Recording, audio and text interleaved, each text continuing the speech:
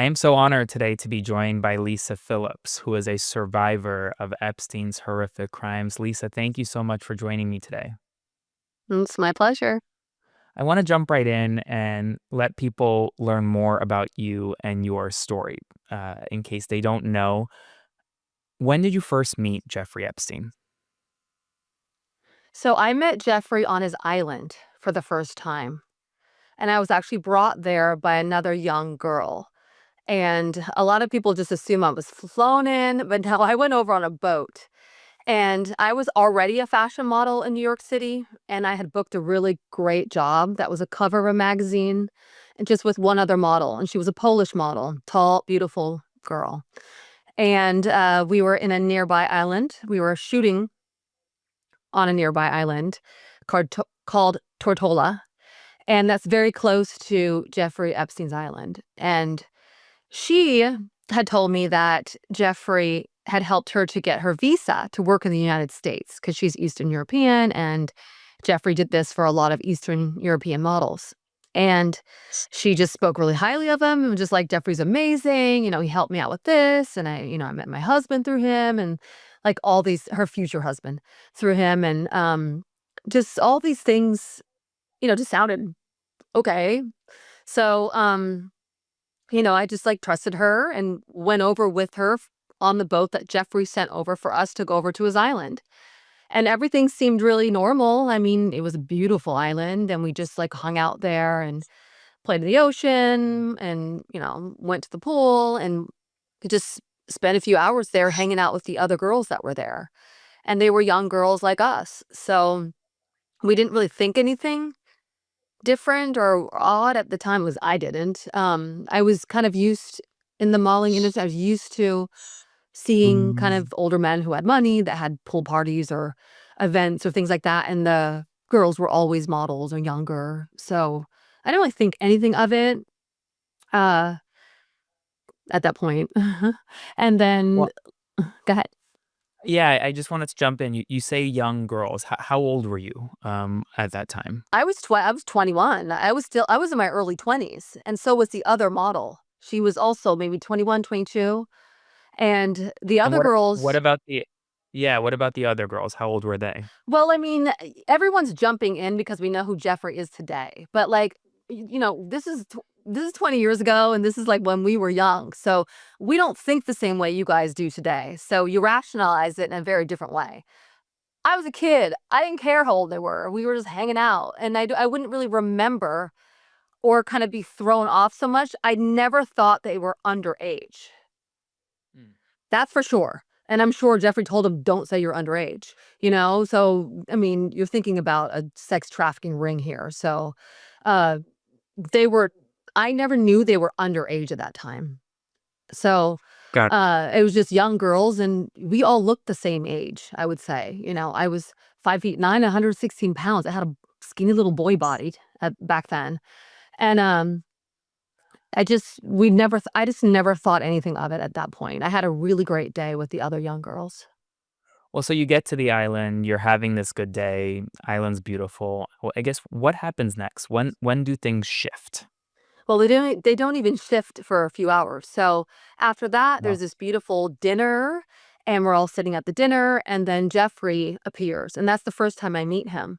And he walks right up to me and he says hello, and he sits down next to me because he had already known all the other girls. He hadn't known me, and I'm a little different, looking, and, he was very interested in me. And then he quickly learned I'm very cultured, well traveled, grew up half my life in Europe, graduated high school in Belgium, lived in Oxford, England, which he has, a big association with Oxford. And so he made me feel like he was a little fascinated by me and asked me a lot of questions about myself, talked, just in general about things. But he was the type of person that was really good at getting kind of into your feels a little bit, asking questions about your family life and your relationship with your father. How often does he call you? What is that like? Your parents? And I think he quickly could see that I didn't have a close relationship with my parents. They rarely ever called me,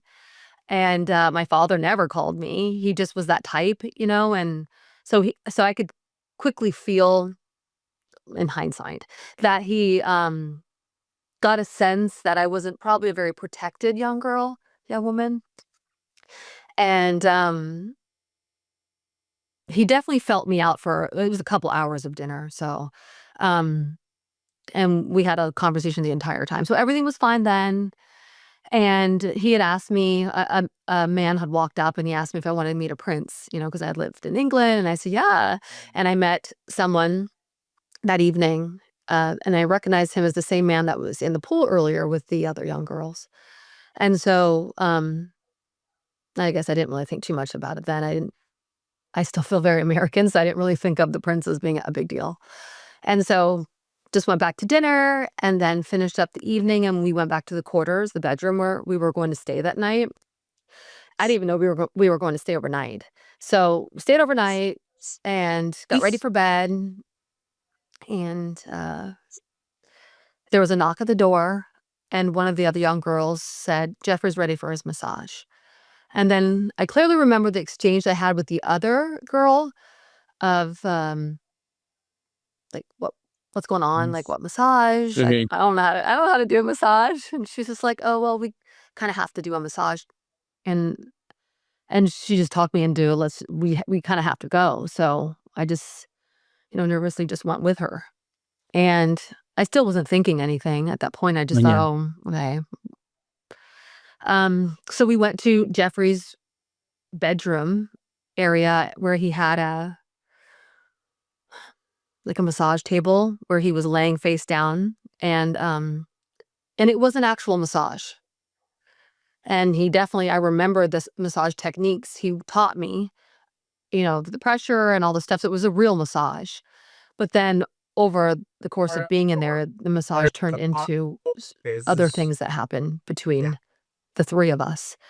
And it turned into an assault. And yeah, so my story is basically the same of the majority of Epstein victims is massages turn into something else. So um, that's was his MO. So that's what happened. Well, I do want to say first, thank you for sharing your story. I know it'll help a lot of others who are watching this as well. You mentioned a prince. Is that Prince Andrew? Well, I mean, I can't really say. I can't really say who it was. I mean, Completely understandable. Completely understandable. I do. So, was that the only time you were on Epstein's Island and you met Jeffrey? Was that that was the the only time. only time? No, no, I would never have gone back to the island. No, because of the way everything ended.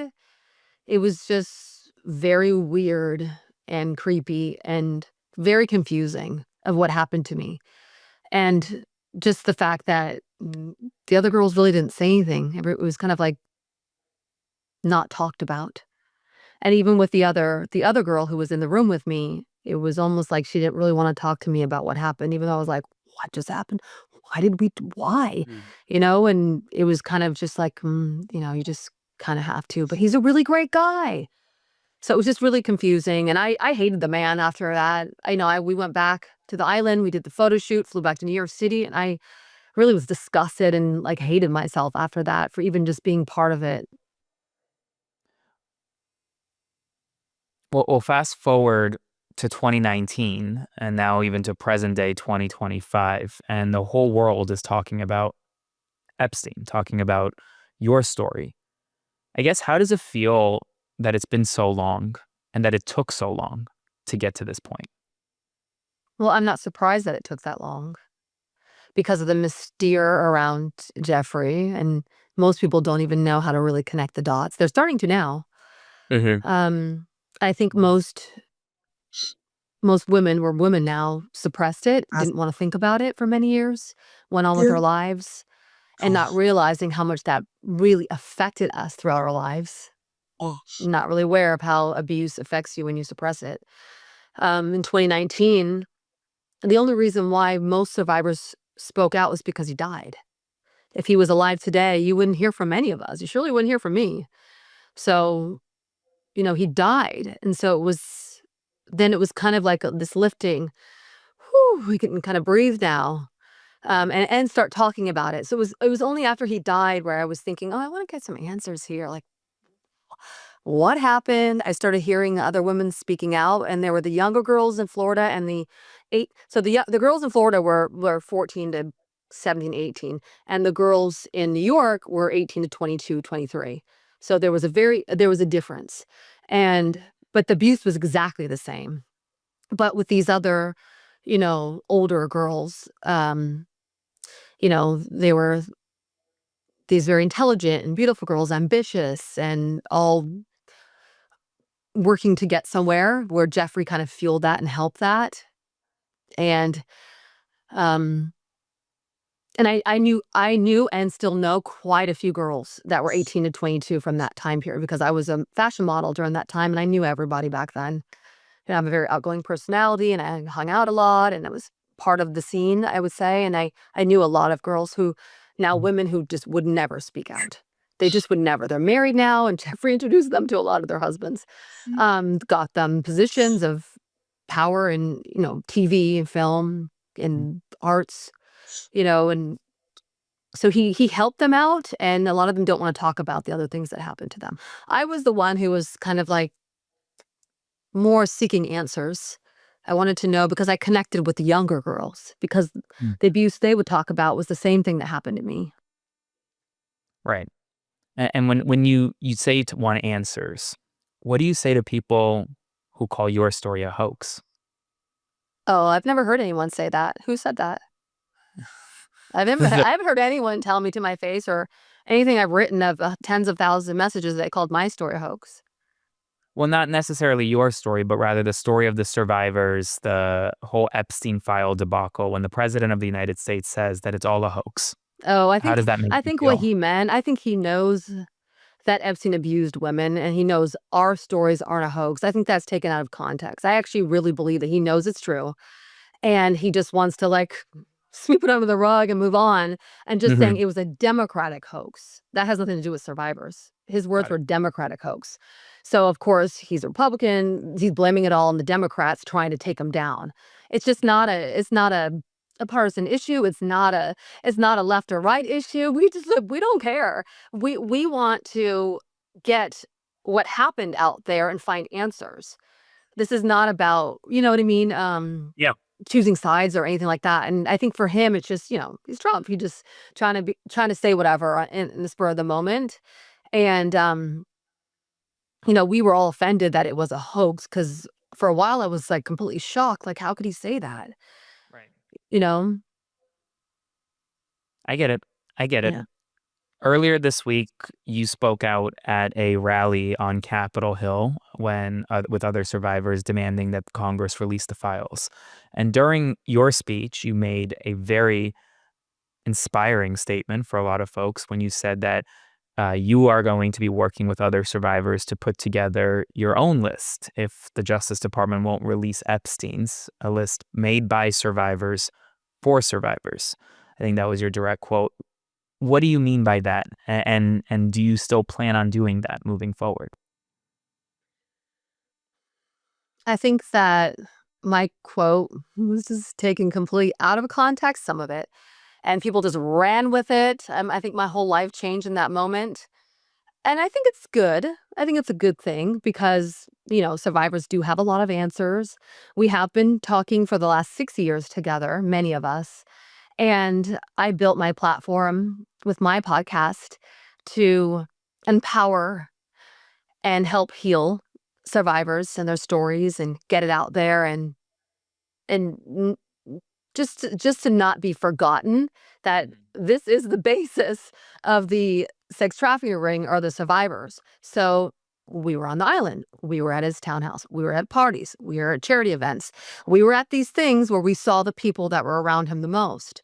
And then some of them were abused by them. So they were in the room that Jeffrey made them go into. So we have a lot of answers. And so I was just sitting there at the rally, just getting so fed up with it. Just always hurts me so deeply when I hear women talk about their abuse. It's painful. It's shameful. It Mhm. takes a lot of courage to come out and talk about something that happened to you.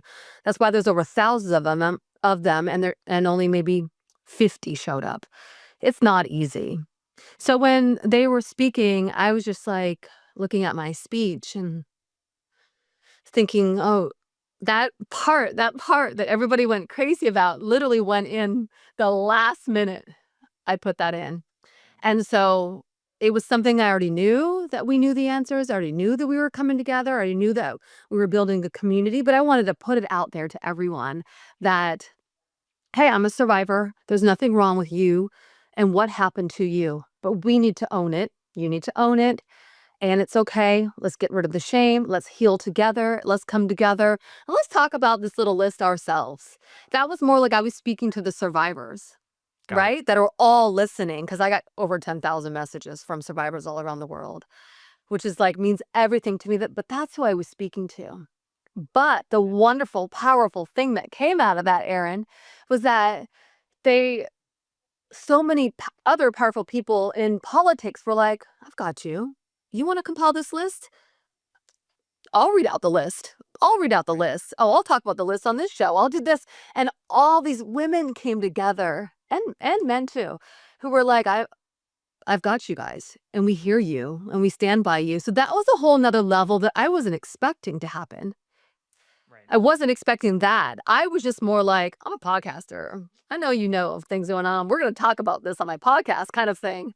It wasn't like, it wasn't so political where I was going to take everyone and speak to everyone. And I know we're going to get a lot of information as people start coming forward. But we have attorneys working on all that. And what they do with it from there, that has yet to be discussed.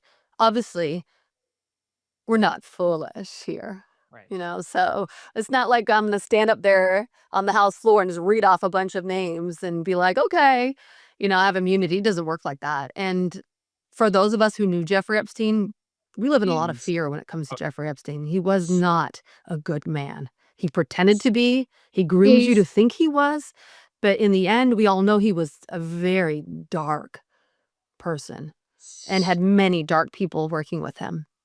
So So it's just we're just aware of all that, and it just we need to just tread lightly, and we understand that. No, I completely understand and I get that. I guess my final question for you is to everyone watching this, I guess what's your message in this moment? What do you want them to know? What do you want them to champion right now hearing your story today?